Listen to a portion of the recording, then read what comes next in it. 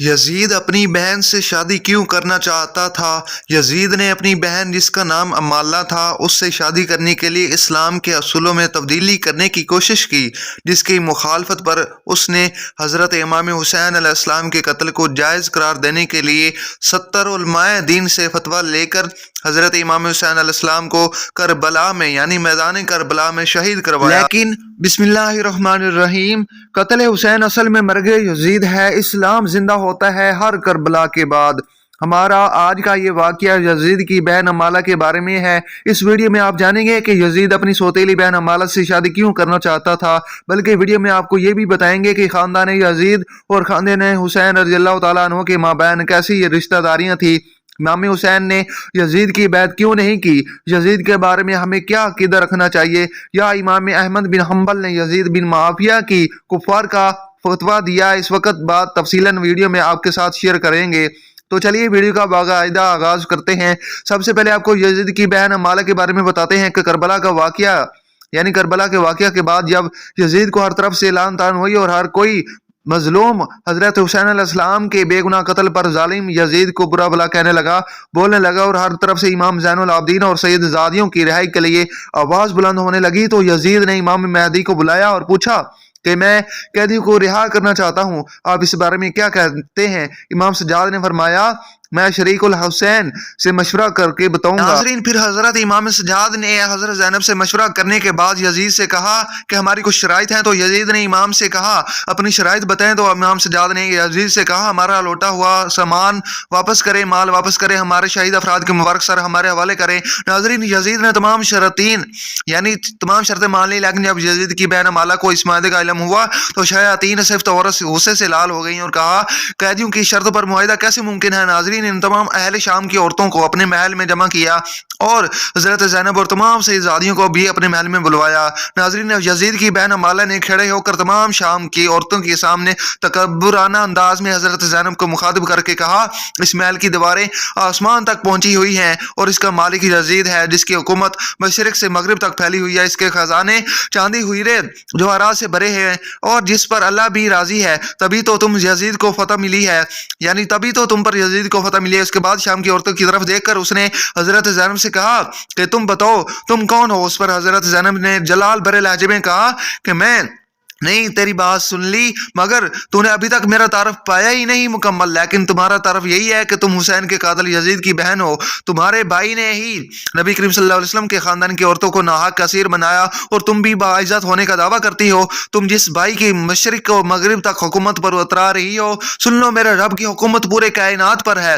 تم نے سچائی تو سن لی، لیکن میرے جد پوری کائنات کے مالک و خالق کے محبوب ترین نبی صلی اللہ علیہ وسلم ہیں۔ ناظرین، حضرت زینب نے اس ملعون عورت کو مزید کہا کہ تم جس دولت پر اترا رہی ہو فخر کر رہی ہو، میرے خدا کے سامنے نبی کریم صلی اللہ علیہ وسلم کے گھرانے کے ایک فرد کے ایک سجدے کے برابر بھی نہیں ہے، جو کہ خود دنیا کے تمام خزانوں کا مالک ہے۔ یہ محل جس پر تم کو فخر ہے، رب کائنات جلد ہی اس کو مٹی کا ڈھیر بنا دے گا۔ ناظرین، اس کے بعد حضرت زینب نے آسمان کی طرف ہاتھ اٹھا کر اللہ پاک سے دعا کی کہ اے رب کائنات، ہم تو اس سے راضی ہیں، تو بھی ہم سے راضی ہو جا۔ ناظرین، اس کے بعد محل میں موجود تمام شامی عورتوں نے حضرت زینب کے حق میں آواز بلند کی اور حضرت زینب نے یزید کی بہن کو کہا، اب بتا، ہم قید ہو کر بھی جیت گئے اور تم جیت کر بھی ہار گئے۔ ناظرین، اس کے بعد اہل بیت کے تمام لوگ شان و شوق سے محل سے روانہ ہوئے۔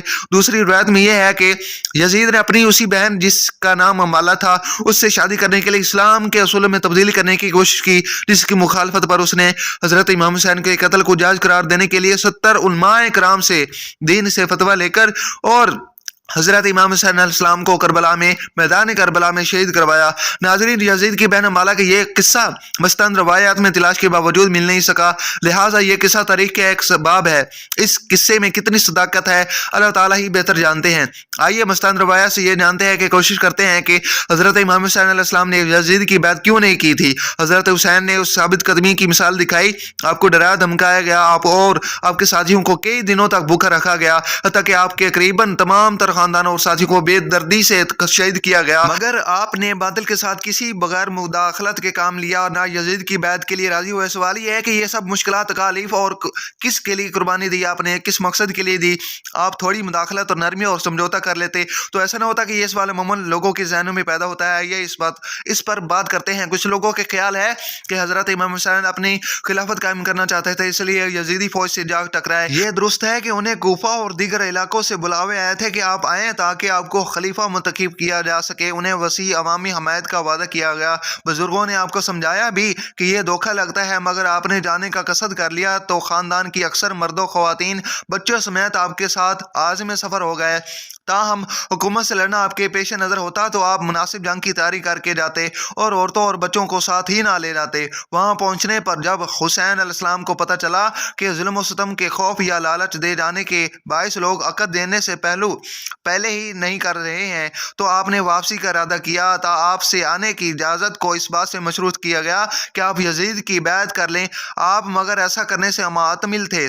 آپ نے مذاکرات کاروں کو یہ چیز دلانے کی کوشش کی کہ میرا حکومت سے لڑنے یا حکومت حاصل کرنے کا یا آئندہ بغاوت کرنے کا کوئی ارادہ نہیں، مگر وہ نہ مانے۔ کہا جاتا ہے کہ یزید کا خود حضرت امام حسین علیہ السلام اور ان کے ساتھی کو قتل کرنے کا ارادہ نہیں تھا، مگر ان کے 7 سالار خود کو شاہ سے زیادہ شاہ کی وفادار سمجھتے تھے، ثابت کرنے کی کوشش کر رہے تھے، اس لیے انہوں نے صلح کی کوشش ناکام بنائی اور بالآخر امام حسین علیہ السلام کا سر تن سے جدا کیا اور ان کے ساتھیوں کو خون میں نہلا دیا۔ جب یزید کو امام حسین علیہ السلام کا سر پیش کیا گیا تو کہا جاتا ہے کہ انہوں نے آپ کے قتل پر دکھ کا اظہار کیا، لیکن دوسری طرف یہ بھی حقیقت ہے کہ یزید نے امام اور ان کے ساتھیوں کو قتل عام نے یعنی ملوث اپنی کسی عامل کے خلاف کوئی کارروائی نہیں کی، انہیں نہ کوئی سزا دی گئی، بلکہ اسی طرح اپنے عہدوں پر باقی اور ان کے معتمد رہے جس طرح قتل امام سے پہلے تھے۔ پھر دراصل اس وقت جو حکومت قائم تھی وہ لوگوں کی آزاد مرضی سے منتخب نہیں ہوئی تھی، بلکہ ایک موروثی بادشاہت تھی جو لوگوں کو اپنی بیعت پر مجبور کر رہی تھی۔ اسی طرح کرنے اور لوگوں کو بیعت و اطاعت پر مجبور کرنے کے لیے اسلام اجازت نہیں دیتا، یہ امام برحق نہیں تھی۔ لہٰذا امام حسین علیہ السلام نے سوچا اگر وہ استطاعت اور ثابت قدمی دکھانے کی بجائے یزید کی بیعت کر لیتے اور مسلط گوشی پر مداخلت سے کام لیتے تو اس بات کا خدشہ تھا کہ رسول اکرم صلی اللہ علیہ وسلم کا مقدس نواسہ ہونے کی بنا پر اہل اسلام آپ کے طرز عمل کو امام باطل اور فاسق کے زور زبردستی والے بیعت کے لیے حجت سمجھ لیتے اور ایک بڑی نظیر بن جاتے تو مزاحمت سے کام لے لیتے اور ظاہری طور پر یزید کی نقلی بیعت کر لیتے۔ اس طرح آپ اور آپ کے ساتھیوں کی جانیں بچ جاتی، مگر آپ نے مظاہرہ کرتے ہوئے رخصت کی بجائے عزیمت کا راستہ اختیار کرنے کا فیصلہ کیا۔ یوں انہوں نے سکھا دیا کہ موت یا کسی دوست کے نقصان سے خوف سے حق کو چھوڑ کر باطل کی حمایت کرنا مردوں کا شیوہ نہیں ہے۔ لہٰذا حضرت امام حسین علیہ السلام یزید کی بیعت کرنے کا انکار کر دیا، اپنے قول و عملی شہادت اور عظیم الشان قربانی کے ذریعے قیامت تک کے لیے لوگوں پر راہ عظیم ایک برتری کر دی۔ آپ نے سکھا دیا کہ اگر آئندہ حق و باطل کے درمیان اس طرح کا موقع برپا ہوا، قاتل میں ترجیح ہو، انتخاب کا موقع ہے یا کسی فاسق اور ظالم لوگوں پر بال زبر اپنی حکومت مسلط کرنے کی کوشش کرے تو آزادی، قانون کی بالادستی، جمہوریت اور انسانی وقار کے علمدار کسی مداخلت سے کام نہ لیں، جرأت دکھاتے ہوئے حق بن کر کھڑے ہوں اور باطل کے ساتھ کسی بھی طرح کی حمایت اور تعاون سے سرے انکار کر دیں۔ حقیقت یہ ہے کہ حضرت امام شریعت جواب دہ حکومت انسان دوستی اور حقوق کو صداقت کے لیے کوشاں لوگوں کے لیے مشیر راہ ہے۔